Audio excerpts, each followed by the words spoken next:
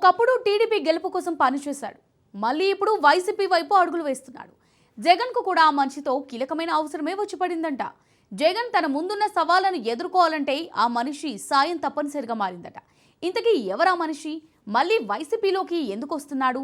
వద్దనుకున్న మనిషిని మళ్ళీ జగన్ ఎందుకు రమ్మంటున్నాడు?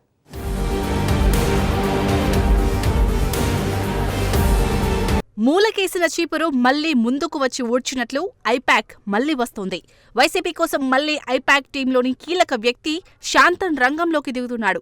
సుదీర్ఘకాలం వైసీపీ కోసం ఐపాక్ సేవలందిస్తూ వచ్చింది.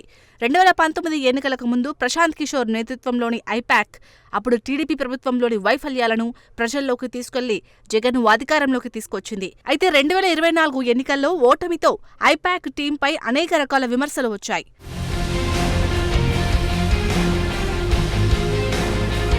ఇక 2019 తర్వాత ఐపాక్ టీంను విడిచిపెట్టారు ప్రశాంత్ కిషోర్. అప్పటి వరకు రాజకీయ వ్యూహకర్తగా ఉన్న ప్రశాంత్ కిషోర్ రాజకీయ నాయకుడిగా అవతారమెత్తారు. తన సొంత రాష్ట్రం బీహార్లో రాజకీయ పార్టీని స్థాపించారు. అయితే ప్రశాంత్ కిషోర్ వెళ్లిపోయినా ఆయన సహచరుడు రుషిరాజ్ సింగ్ నేతృత్వంలోని ఐపాక్ టీం మాత్రం గత 5 ఏళ్లుగా సేవలందిస్తూ వచ్చింది.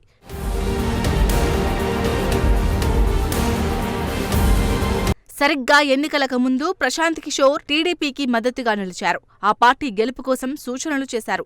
టీడీపీ గెలుపు ఖాయమని ప్రకటనలు చేశారు. అదే మాదిరిగా టీడీపీకి అనుకూల ఫలితాలు వచ్చాయి. తాజాగా మంత్రి నారా లోకేష్ ఢిల్లీలో ప్రశాంత్ కిషోర్ను కలిశారు. కీలక చర్చలు జరిపారు అనే ప్రచారం జోరుగా సాగుతోంది. అయితే 2029 ఎన్నికల్లో ఎలాగైనా విజయం సాధించాలని జగన్మోహన్ రెడ్డి భావిస్తున్నారు. అందుకు సరైన రాజకీయ వ్యూహాలు అమలు చేయాలని భావిస్తున్నారు. ఈ తరుణంలో షో టైం కన్సల్టెన్సీలో పనిచేస్తున్న శాంతాన్ వైసీపీకి సేవలందించేందుకు సిద్ధపడినట్లు సమాచారం. 2024 ఎన్నికల సమయంలో వైసీపీ ముఖ్యులను టీడీపీలోకి తీసుకురావడం, టీడీపీ నేతలను జనసేన, బీజేపీ నుంచి పోటీ చేయడంలో శాంతాన్ పాత్ర ఉన్నట్లు సమాచారం. అదే కూటమి సక్సెస్ అయ్యేందుకు కారణంగా భావిస్తున్నారు. అందుకే అదే శాంతాన్తో వైసీపీ ఒప్పందం చేసుకున్నట్లు ప్రచారం సాగుతుంది.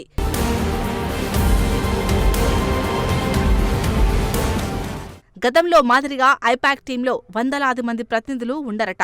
నియోజకవర్గానికి 4, 5 చొప్పున అస్సలు ఉండబోరట. అలా ఉంటే పరిస్థితి ఎంతదాకా వచ్చిందో జగన్మోహన్ రెడ్డికి తెలుసు. కాబట్టి ఉమ్మడి జిల్లాకు 2 చొప్పున మాత్రమే ఐపాక్ టీం ప్రతినిధులు ఉండనున్నారు. వారే పార్టీ పరిస్థితిని ఎప్పటికప్పుడు నివేదించే అవకాశం ఉంది.